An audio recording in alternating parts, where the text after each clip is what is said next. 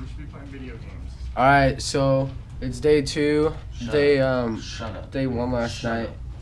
I don't even know, my camera died. We didn't do a whole lot, but we're headed off to Kailua and Lanikai Beach today. It's looking pretty nice, but I don't know. I'm not feeling so good because I've been sick, but I don't know. We're pretty hyped, so. Alright, so it was a long ass bus ride. We took like 2 different buses to get here. We're in Kailua Beach Park. Well, Kailua. We're going to Kailua Beach Park right now. We rented some kayaks in the back. We have a single kayak and a double kayak, and they just gave us this truck. So we're just kind of driving in this truck right now, going to the beach park. We're gonna go take these out to the islands. And then I think afterwards we're gonna get some grub out here. But it's about to be freaking tight. How is that?